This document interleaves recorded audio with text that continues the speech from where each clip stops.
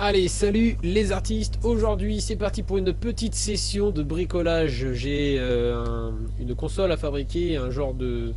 une console, plan de travail en fait pour me faire une station d'outillage. En fait, le but du jeu c'est que tout le merdier qui se trouve là doit aller ici. Et ma grosse table de maroquinerie ira contre le mur en fait, c'est pour me gagner de la place. Parce que du coup c'est problématique et assez urgent. Allez, je lance la vidéo, ce sera une vidéo en voix off et en musique. À tout de suite. Allez, c'est parti pour un petit peu de démontage et de nettoyage, de faire un petit peu de place pour pouvoir installer mes tréteaux et préparer mon matériel.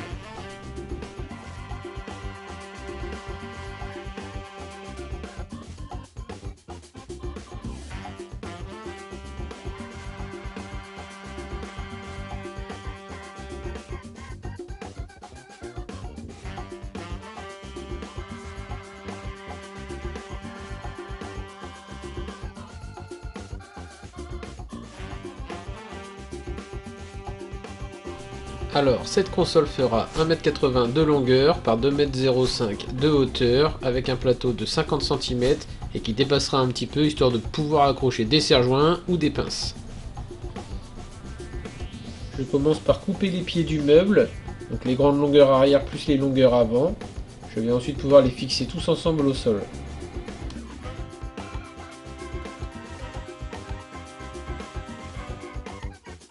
Alors pour pas avoir de problème, je pré-perce, ça évite de fendre le bois, puis j'utilise une tête fraisée et ensuite je visse.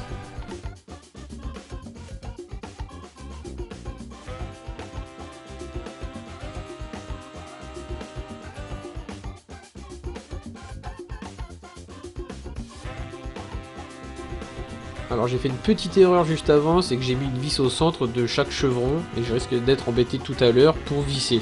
J'ai fini par tout retirer pour en mettre deux, visser en diagonale sur chaque poteau et ça évitera en plus un pivotement de gauche à droite sur toute l'armature. Allez, je fixe mes équerres que j'ai récupérées sur mon ancienne console. En plus elles font pile poil la bonne largeur, c'est relativement solide. Donc franchement c'est quand même assez pratique et ça gagne un temps énorme. Puis ça évite de s'embêter avec des tenons mortaises.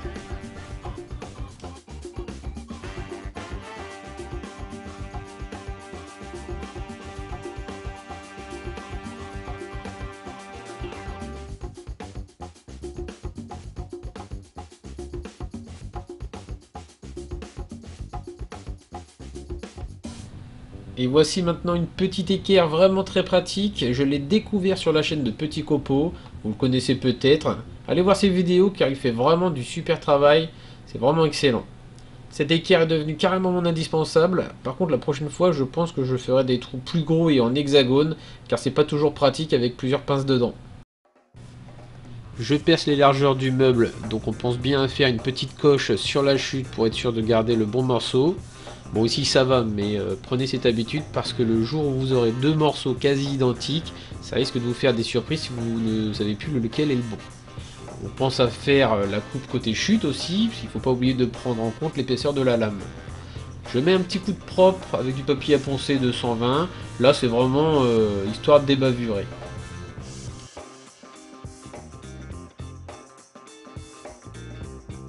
Bon, si vous me voyez passer l'aspirateur de temps en temps, c'est normal, c'est mon petit côté maniaque. J'ai l'habitude avec mon cuir de bosser sur une table vraiment propre pour pas le tâcher, donc voilà.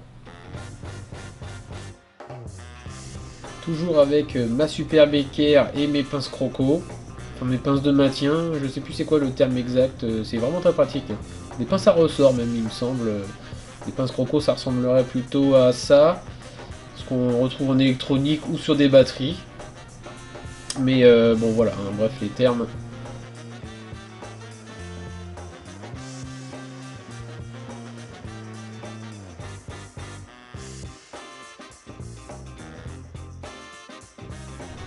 Dans des situations comme ici, c'est vraiment pratique d'avoir des pinces à ressort. Beaucoup de personnes n'aiment pas ces outils là, mais franchement ça vous fait des mains en plus, surtout quand vous êtes tout seul. C'est aussi mon indispensable. Franchement, je m'en sers tous les jours, même pour le travail du cuir. Je ferai bientôt une vidéo sur les outils que j'aime utiliser, que je trouve pratique, un petit top 5 de mes outils. Vous pouvez mettre des serre-joints aussi, hein, bien entendu, hein, mais là c'est léger et les pinces à ressort sont plus rapides à mettre et à retirer.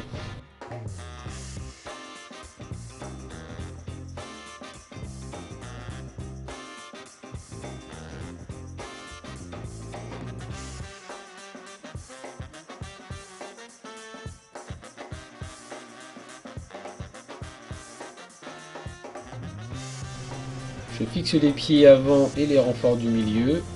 Et je triche un peu parce que le pied avant je le tourne pour le fixer en plat joint pour que la grande longueur repose sur les pieds de devant. J'évite un petit peu une coupe mi-bois. Je vous montre quelques types de coupes en menuiserie, hein. Il y en a d'autres je crois, hein, mais ce sont les plus utilisés et les plus connus.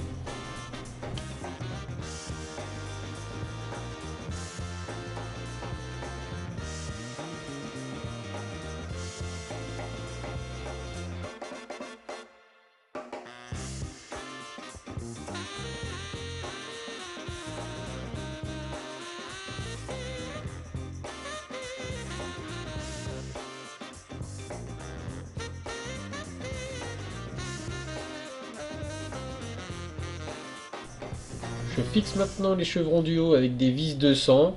Donc je les mets dans l'autre diagonale, comme ça il n'y en a aucune qui se gêne entre elles. Et je couperai ensuite le chevron qui dépasse.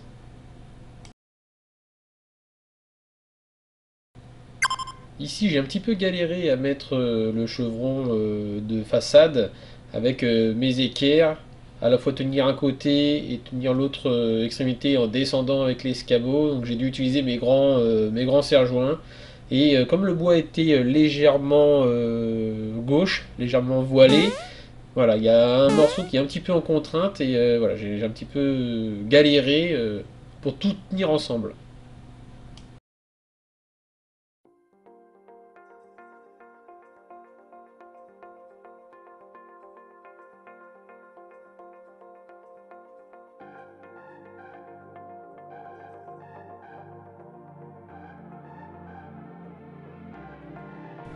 Allez, je mets maintenant les chevrons de force et notre meuble sera quasiment terminé. Il ne restera plus qu'à mettre le plan de travail, la lasure et ce sera fini.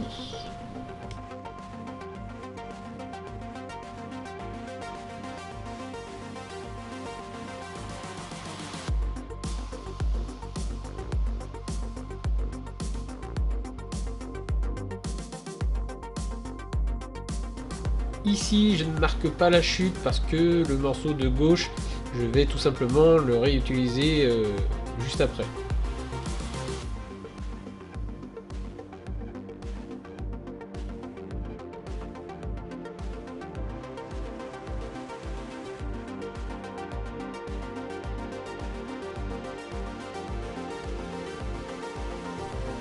Petite technique pour retirer les scotch relous qui le mettent partout, j'ai découvert ça sur la chaîne de Olivier Verdier, un outil très pratique avec un fer de rabot. Allez voir sa vidéo, c'est vraiment génial et ça marche à tous les coups, même sur le silicone. Je mets en place le plan de travail et je prends mes mesures car le plateau est trop long, je veux qu'il fasse 50 cm de largeur, pas plus, pas moins. Je mets de la bande cache pour éviter les éclats et en plus je retourne le plateau pour être sûr qu'il n'y ait aucun éclat dessus comme en dessous. Le mieux c'est d'utiliser une règle, donc le caoutchouc sert de pare-éclat, il n'y a franchement pas mieux. Et utiliser un disque de scie circulaire bois avec le plus de dents possible pour une coupe parfaite.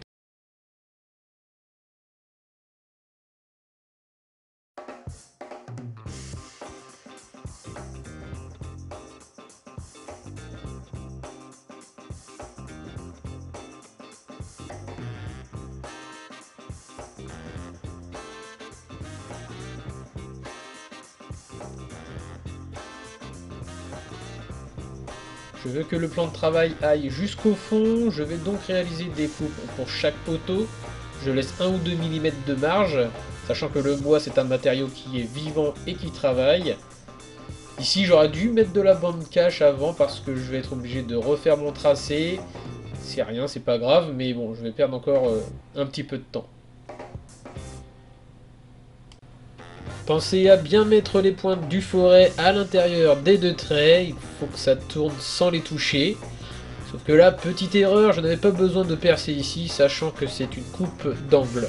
Bon, c'est pas grave, mais c'est con, j'ai juste perdu un petit peu de temps. Bon, et puis c'est pour montrer aussi dans la vidéo. Alors regardez pas trop l'état de mes coupes, hein, elles sont pas ouf. Ça reste un meuble pour l'atelier, c'est pas non plus une cuisine chez le client.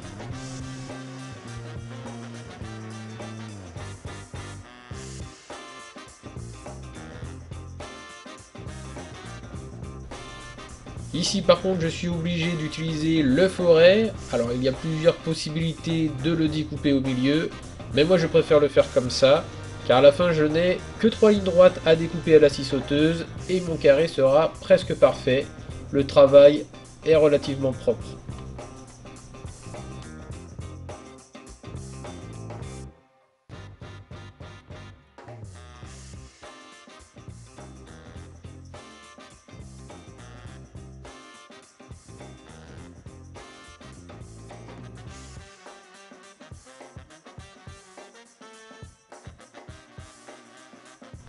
Alors vous pouvez faire une finition beaucoup plus jolie pour casser ces arrondis avec le forêt en finissant avec une lime, une râpe, peut-être un ciseau à bois mais attention à l'arrachement. Pareil pour un rabot. Bon, le rabot je suis pas sûr non plus mais bon.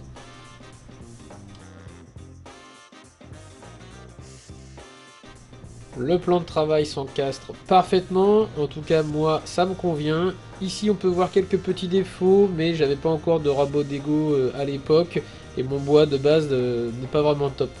Mais bon c'est pas grave, je vais essayer de les améliorer peut-être avec un petit coup de rabot, toujours en faisant attention à l'arrachement à cause du bois debout. C'est pas hyper conseillé normalement. Peut-être le faire à la ponceuse, je ne sais pas. Alors voilà mes 3 rabots, là je possède un Silverline numéro 5 mais il n'est pas terrible non plus parce que la poignée, enfin le manche est trop petit par rapport à ma main et j'ai des petits problèmes d'affûtage, j'arrive pas à l'affûter correctement. Mais voilà, celui-ci c'est celui de mon grand-père qui coupe du feu de Dieu, c'est celui que j'utilise principalement, je l'adore et en plus c'est sentimental. J'ai aussi le tout petit noir, c'est celui-là que je vais utiliser actuellement. Celui-là il coupe super bien aussi, il est pratique. Il porte un nom mais je ne saurais plus vous dire comment il s'appelle. En tout cas c'est un de mes favoris. Petit coup de ponceuse avant la lasure, je mets vraiment un petit coup rapide, ça corrige en même temps quelques petits défauts. Et j'utilise un papier de 120.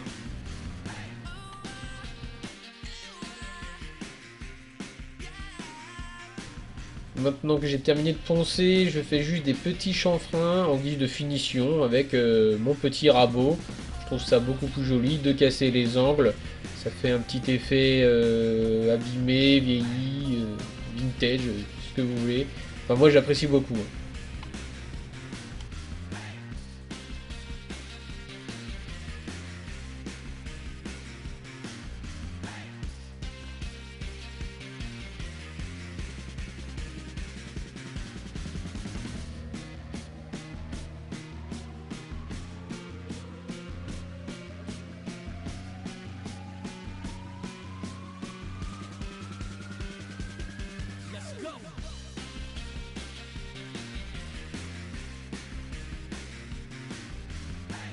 Alors, je mets un petit coup de lime sur les endroits fragiles en bois de boue. Voilà, je sais que normalement c'est pas recommandé une lime, mais je m'en fous. Et puis voilà, je peux la nettoyer avec une brosse métallique, il n'y a pas de souci. Et puis une râpe c'est un peu trop grossier pour moi, mais bon. Petit coup d'aspirateur, voilà, maintenant que j'ai fait des compos partout, j'aime bien quand c'est propre. Surtout que maintenant nous allons attaquer la lasure. Je coupe aussi les deux petits bouts de tasseau avant que j'oublie. Alors c'est une petite scie japonaise que j'ai que celle-là pour le moment. Donc voilà, mais ça fait très bien l'affaire.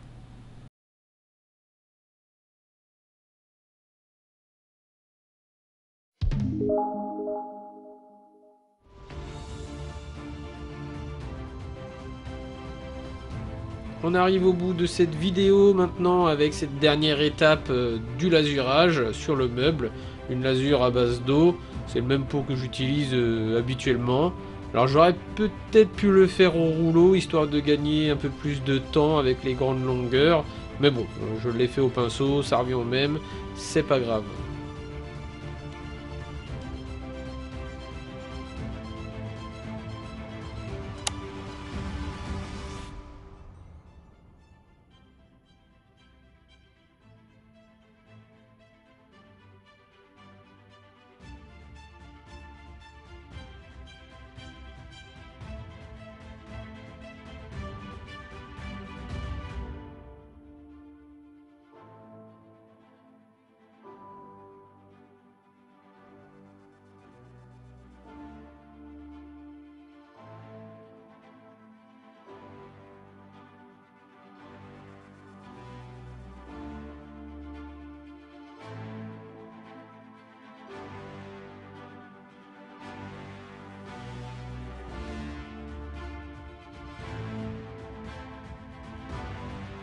Je récupère l'ancien plan de travail qui me servait à poser mes anciennes machines et comme par hasard il fait pile poil la bonne longueur.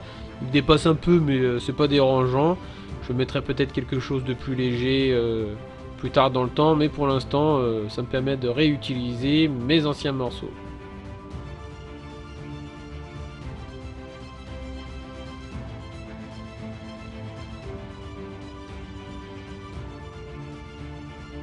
Et voilà, cette vidéo est maintenant terminée. Merci à vous d'avoir regardé. J'espère qu'elle vous aura plu, qu'elle vous aura fait passer le temps ou qu'elle vous aura inspiré. Voilà, bon, la table est... Il y a des petits défauts, mais franchement, je pense qu'elle va faire son job. Il ne me reste plus qu'à fixer les deux plateaux. Le plateau du haut, ça ne sera pas le plateau définitif. Hein. Je mettrai quelque chose de plus léger, je pense. Et puis, il me restera à mettre un petit peu d'éclairage en dessous. J'ai deux petits néons, donc bon, soit je ferai une vidéo là-dessus, soit c'est vraiment pas nécessaire. On verra ça la prochaine fois. En tout cas, je vous remercie, je vous fais des bisous et prenez soin de vous. Salut tout le monde!